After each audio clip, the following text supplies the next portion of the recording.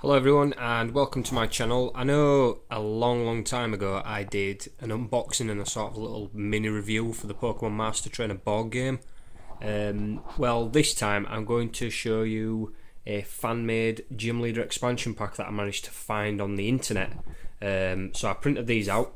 So some absolute genius thought it'd be a good idea. There's the real one, what you get with it, one of the league champions, that's Gary. So this absolute genius decided to make these, give them their own attack stats, rolls, things like that. And the premise of the game was the same. If anyone's played this game, it's to use your Pokemon tokens, travel around the Kanto region with your little Ash Ketchum playing piece there, land on the Pokemon icons, roll a dice to see if you capture it. And the aim of the game was to collect 20 power points, that's these yellow numbers, worth of Pokemon. Then you could go to Cinnabar Island, head up to the Elite Four, roll around this, battle one of the Pokemon champions. If you defeat him in battle with one of your Pokemon, you then win the game. That's all well and good for a basic game when I was 10-year-old, but now that I've played, now that I'm a massive player and fan of the video games, I threw my own little twist onto it. I've added a ton of rules which don't bog it down, hopefully. I've had a few beta tests, a few play tests with friends and my girlfriend, and it works really well. So there's gym battles, there is actually battling wild Pokemon now, there is random trainer battles, so you don't just fight other players. If you land on them, you can now draw random trainers from the event cards, which are these, so I've printed some out. So what you do is, if you drew the card, it'd say random trainer. You'd then roll the dice. On a roll of 1 to 2, you'd fight. That trainer would have a Pokemon in strength equal to your chosen one minus 1 colour grade. So the colour grades are pink, green, blue, red, yellow for legendary. That's the power. So say you had a green Pokemon, you rolled a 1 or a 2 on the dice for the random trainer, you would fight against a pink one, and so on and so forth. So if you rolled a 3 to 5, that will be the same level Pokemon, so a green one. You'd roll a 6, they'd be one category higher, so you'd have to face off against the blue one. So how battling works, it's one Pokemon against one Pokemon. You can choose any of your bonus attack cards, the item cards, which you can draw, which give you an attack bonus.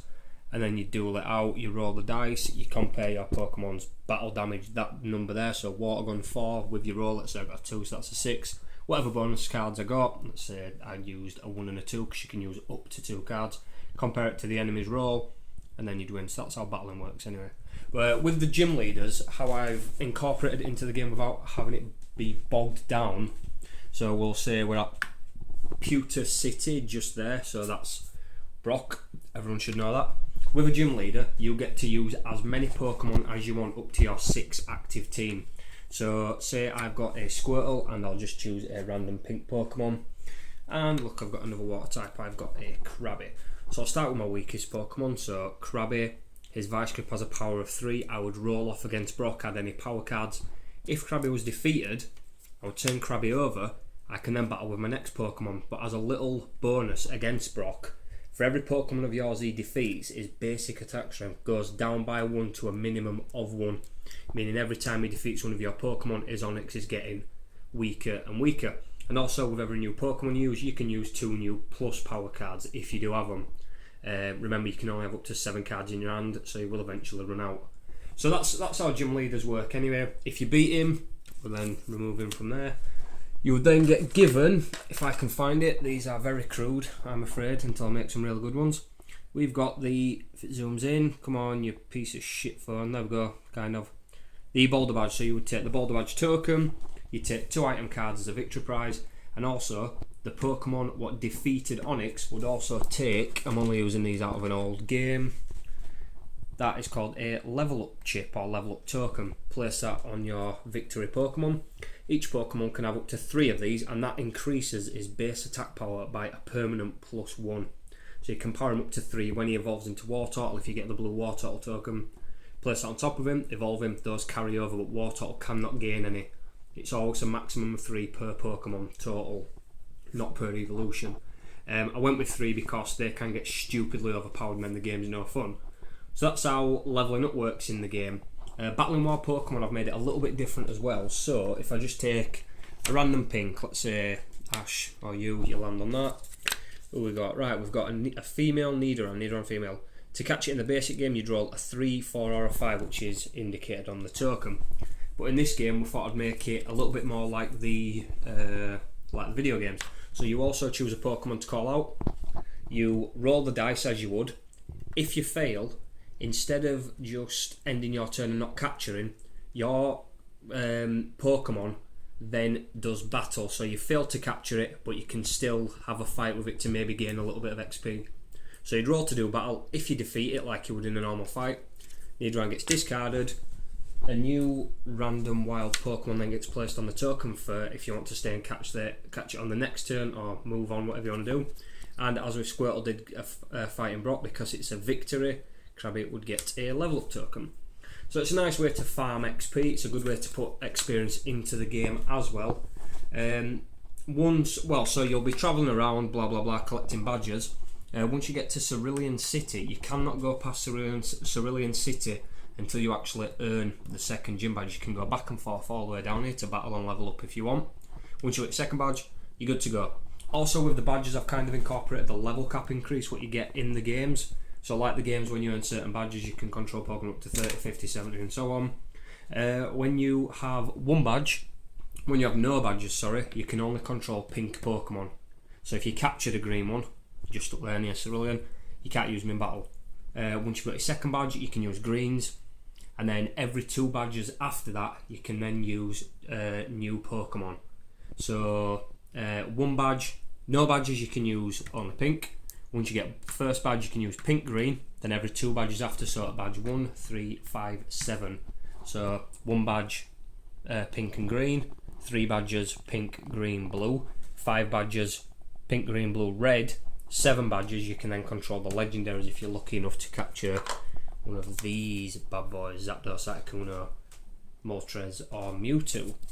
So that's how badges are incorporated into the game. Once you've got Viridian City, by the way, that gym is locked until you have all 7 others. So once you beat Blaine at Cinnabar Island, on your next turn you can take a ferry to Pallet Town and go to Viridian. Once you defeat Giovanni, who has got a significantly higher battle strength than Blaine before him, so watch out. I'd use power-ups and make sure you've leveled up and evolved your Pokemon. Once you've got that, you can then head back to Pallet Town, ferry over to Cinnabar, and you go to the plateau, or if you've got a fly card, even better. Once you're there, you do exactly the same this time. You'll then fight one of the champions, not all 4. I did think of putting all the Elite 4 in, but I don't know, it'd be too much. So if you just fight one of the champions with your superpowered Pokemon. So for me, let's say, pretend he's now a fully leveled up Blastoise. Blastoise has got a base power of 8. You'd then get the evolution bonus for a set of 3, 5, putting into 13. With his 3 level up chips, base of 16. That is a very strong Pokemon. Fighting against guys base of 10, he would roll add his bonuses. I'd have power cards, hopefully some +3, +4 or +5s. If I win, take him as a prize. Game ends, I win. That's the basic version of what I'm calling the Champion Edition rules. An extra to give. I mean that increases the game life by a hell of a lot already. To increase it even more, if you wanted to, what I was thinking was, once you defeat the champion, the game ends. Everyone then counts up their power points, and the one with the highest power points, even if he doesn't have all the gym badges, the one with the highest power points wins. This version of the game incorporates catching and leveling up as much as you can instead of just going around getting your badges. So how power points work: add up every single yellow number of every Pokemon you own. Every badge you've got will give you a points value equal to the gym leader's base attack strength. So the Boulder badge gives you 4, as you can see, 4, 5, 5, 6, 6, 7, 8. Add all those up. If you actually beat the Elite 4, you're the person who does it to stop the game. Add that 10 and add up every single level up chip you've got as well, and then the grand total of the person with the most, he wins the game. Like I say, I've done a few beta tests. It does play really well. The next thing I'm trying to squeeze into the game is elemental weaknesses. So say if Squirtle, let me just try and find one now. If Squirtle was facing off against Ponyta, Squirtle would receive a +1 bonus to his attack power, and Ponyta would receive a -1. I'm not sure about the -1 because that seems a little bit too much, but the bonus will get a +1 nonetheless. I was thinking +1 or a reroll. I'm not too sure yet. If anyone wants to comment what they think that would be better, let me know. I probably will have a play test of this game and put it on my channel. Hopefully within the next month we'll have a group of friends coming around and we're going to sit around and drink beers and play this shit all night. So I hope you enjoyed that video. I hope you enjoy my Champion Edition rules. I wish I could remember the guy online who created these, because massive props and credit to this guy. Without me just searching this on the internet, I wouldn't have had the inspiration for all of the rules changes that I've done. If anyone wants a full list of the rules, I'll more than happily post them in the comments section. I've tweaked a lot of things in the game as well, like when you start the game, you actually start with 2 item cards drawn from the pack, so you've got a little bit of a boost at the beginning. So you might have some power-up cards or reroll cards straight out of the bat, so you can fight Brock a little bit easier. So that's that. I hope you enjoyed it. I really enjoyed this game now. It's so much better than when I was 10-year-old and it was just really boring. And go from there to there, 20 power points, which you could do with 5 Pokemon. Fight the Elite Four. Done. So, thanks a lot, guys. I will see you soon.